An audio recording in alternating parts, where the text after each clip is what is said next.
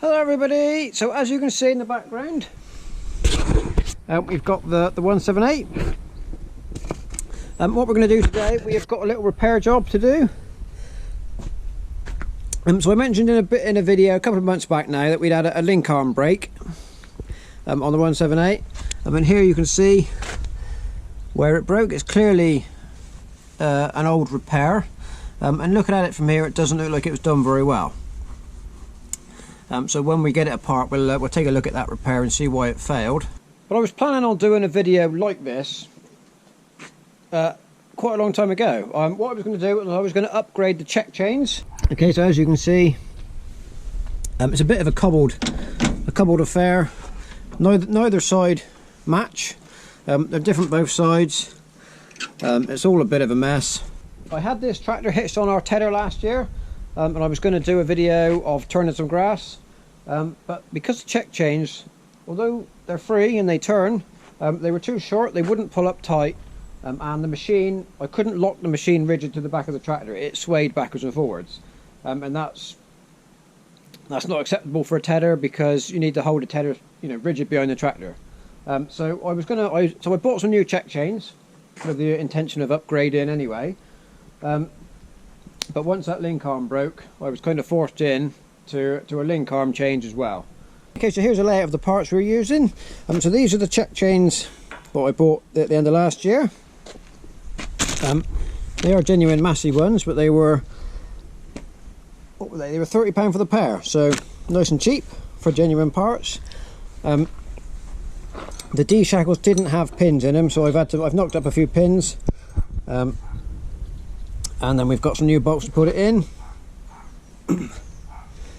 Now these, I couldn't get the link arms that I wanted.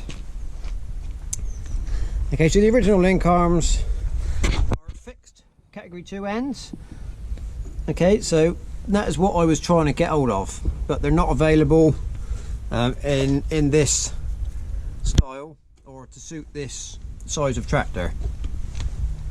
What I ended up buying was a pair of interchangeable ball ends.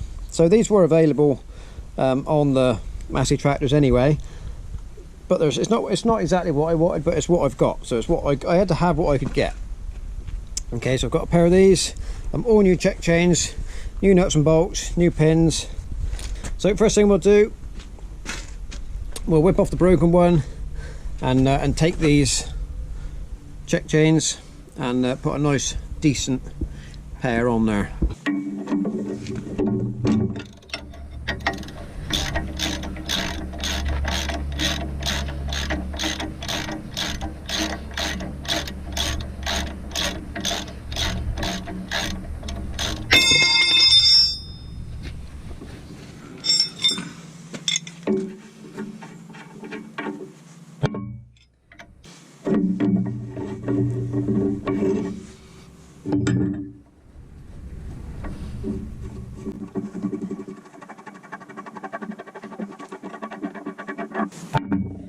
Right, so there's the inner check chain off, nice and easy. The outer ones are just fixed on with little 8mm bolts, because there was linchpins in these, but they just bang against the wheels and didn't hit the pins out, so that's why I put the bolts in.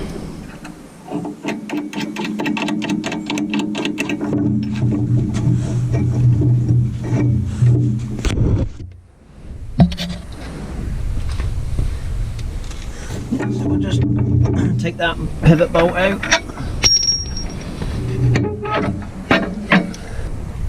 Now this pin up at the front end has been replaced by just a pin and an R-clip, so this isn't how it should be, but it's going to allow us to take it apart nice and easy, so that's a bonus. Okay, so he came off nice and easily. We can have an inspection of our failure. So you can see it's clearly it's an old brake. It's been mended, so there's a bit of bracing on the bottom, but bracing on the bottom was never going to stop it breaking again. During work, I mean, this is a top, so the top is in tension, the bottom is in compression. Any bracing should have been here to you know, to try and help. So bracing in the bottom was never going to help.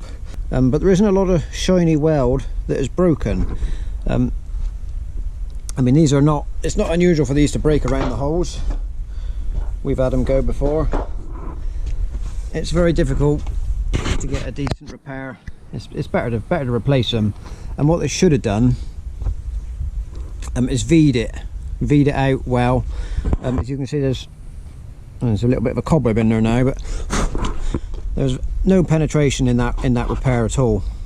It was just stuck back together, welded and polished off to make it look good. But no penetration in the weld, you've got no strength. So that was always going to fail at some point.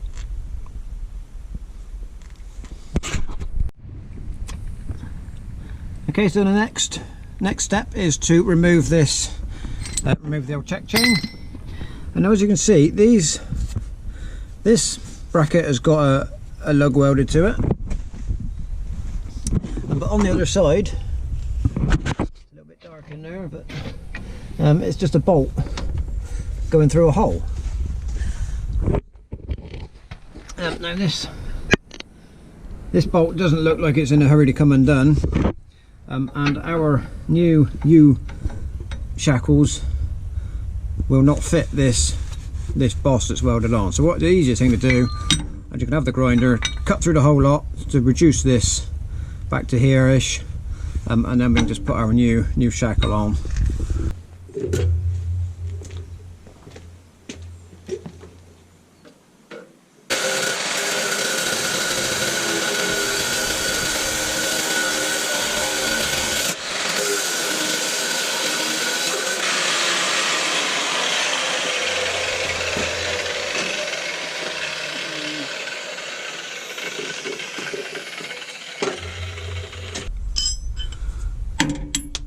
Okay, so that was the easiest option there.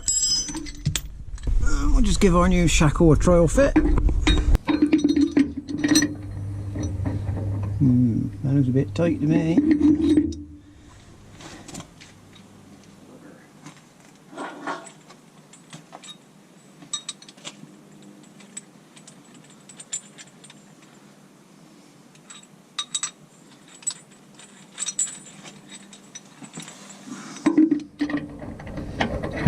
Oh dear, we might get away with that. It's very, very tight. Very tight there. Fortunately, we do have option 2 and some longer shackles. But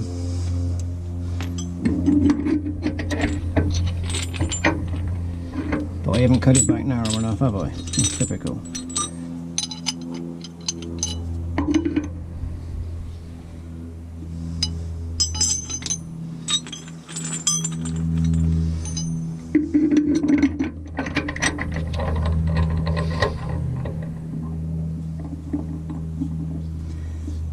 You know what? I think that's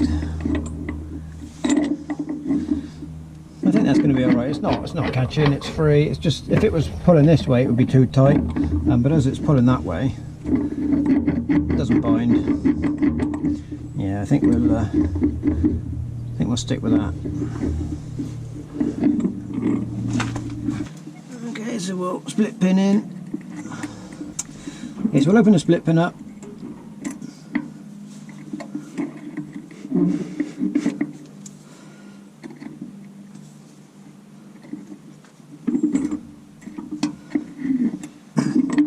We'll stick with these shackles for now. We'll try it. If necessary, we can come back and put these on. But I don't think it's going to be a problem. So we'll put the new, get a link arm, install the link arm and see how it looks.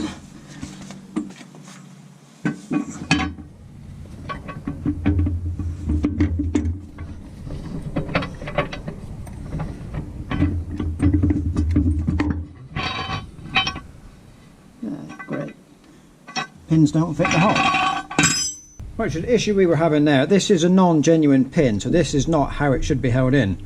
There's obviously a little bit of wear in the old link arms, and when this pin is just a little bit too big to go through the new balls in the new arms. So what we'll do is in the lathe we'll just take a little tiny bit off the diameter and then it will fit.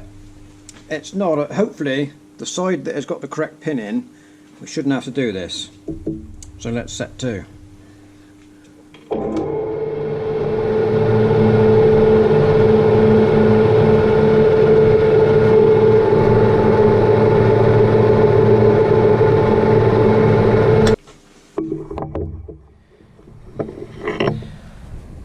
Okay, so we'll take the drill chuck out, put the centre in, because we need to give this pin good support on both ends so that we can turn it.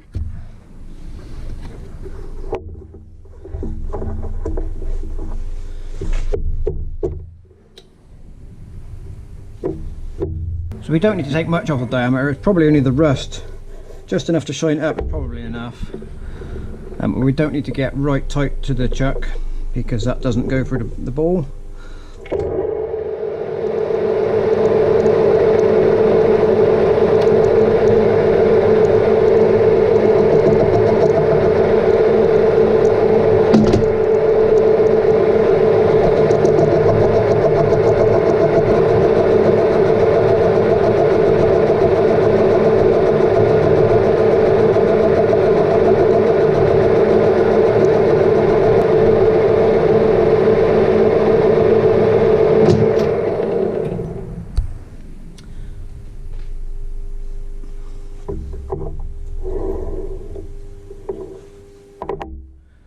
As you can see, where we've got to the worn part of the pin where the link arm has been running, we're actually not taking any off.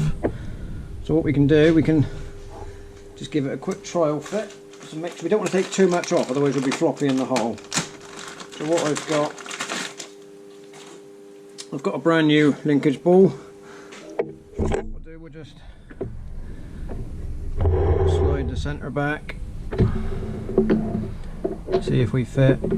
Trial fit, not yet, a bit more needed.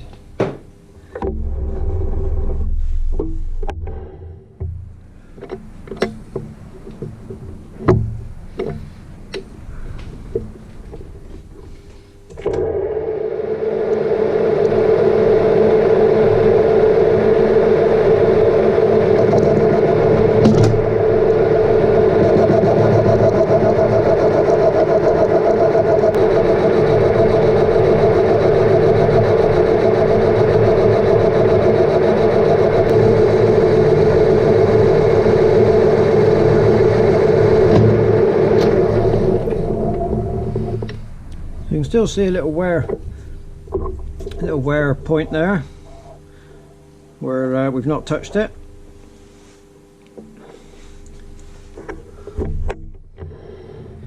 Let's slide back again. Take our ball. Perfect fit. Right. So what we'll do now, we'll just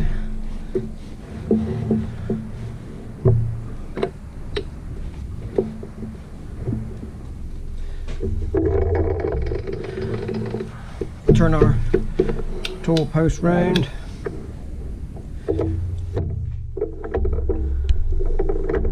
Put a chamfer on the end just so that we can get it in, slide it in nicely.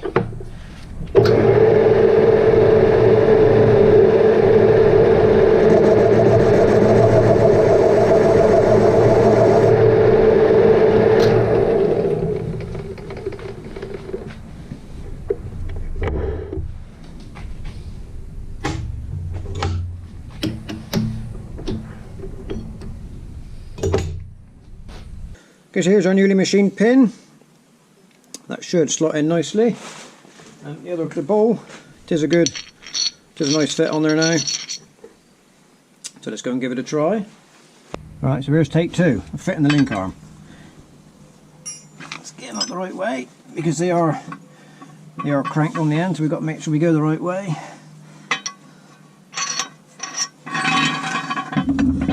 Line her up. Oh, look at a new one of that. Perfect. Just put the split pin, put the arc lip back in. was very tight to come out, so it's probably going to need a little persuasion to go back in.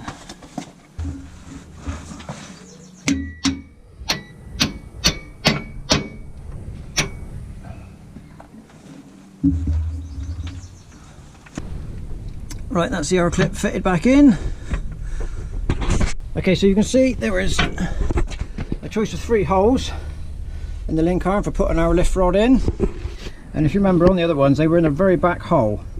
But what I'm going to do, I'm going to bring them up to the centre hole. We will get a little bit more lift capacity, but a little bit less lift height. Okay, so my reason for doing this is not for the capacity. It is because if you look to the original side, when they're in the rearmost hole, the inner check chains are a little bit long, and we can still get some issues of hitting the tyre. So if I bring them to the centre hole, we won't be swinging quite so wide. So that's the reason for doing that. Now these are the bolts that go through. As you can see, it's very worn away. I didn't realise that at the time. If I'd known they were as bad as that, I'd have got some new ones. But I'm going to put these in for now, and order up some new bolts, because before I need to use it, but just for getting things finished today, I'm going to put these back in.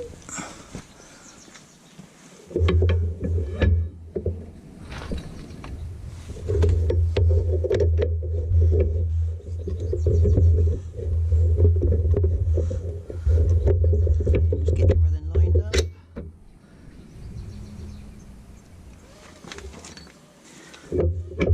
And then get our inner chain on, and that will then give us much less swing, and we've got some more clearance on the tyre.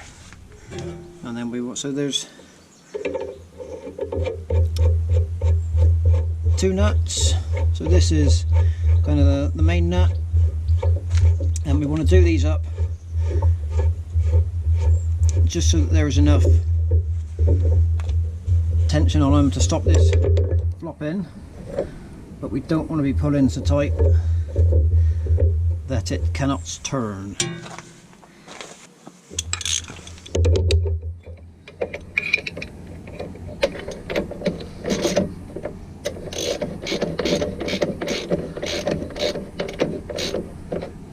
Okay, so we've got just enough tension on there that it can still turn, and that's why this half nut is on there.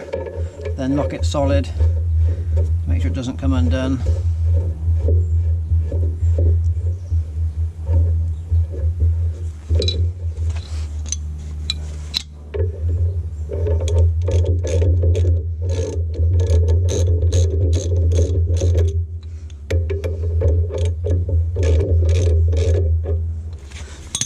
And then we lock the two nuts together.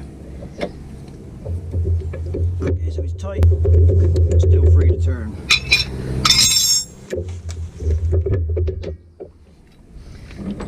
So now we will, same principle on for the check chain, put the bolt screw from the outside. Full nut on first.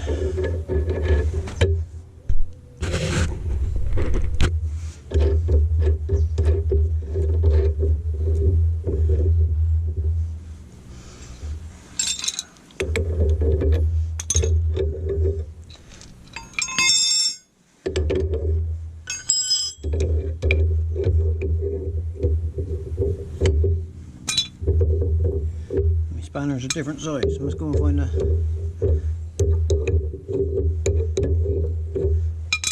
get a spanner.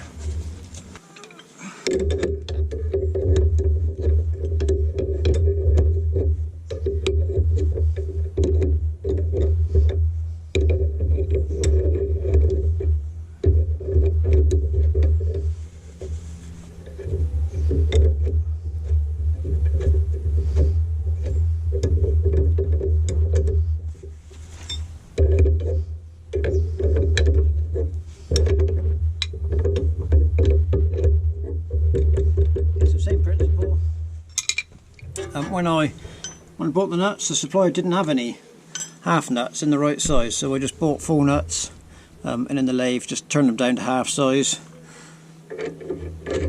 just so we're going to operate the same principle That's the main lift bolt.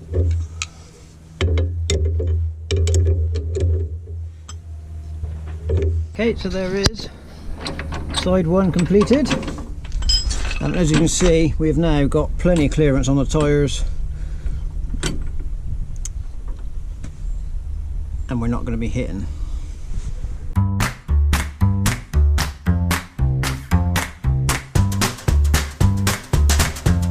Okay, so this is the original pin. This is how they should be, and that little hole there is where a pinch bolt goes in, and that fits nicely. So fortunately I filmed the other side, which give us a few little issues, but things like that are easily fixed by having a well-equipped workshop.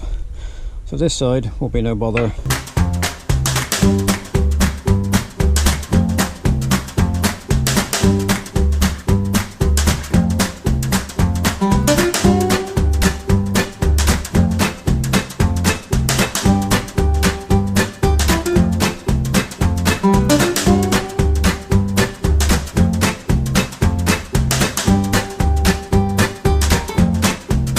Well, there we go, that second side almost fell on. I'm kind of glad in a way I filmed the difficult side properly, you know, because it does show what problems arise, how we go over, how we get about fixing them. If I'd have filmed this one, we'd have been done in a few minutes. But although it's not exactly the link arms I wanted, they don't look out of place. They will do the job they need to do. So there we go. Hope you enjoyed this little video. A little bit of unexpected machining work, which I wasn't planning on having to do, but like I said before, it just shows the benefits of having a workshop with machines like that in. You don't use very often, but when you need them, they're there, and they get you out of a hole on a Sunday afternoon. So hopefully in the future we can get on and use the linkage again without fear of it breaking. So thank you very much for watching, and we'll see you next time.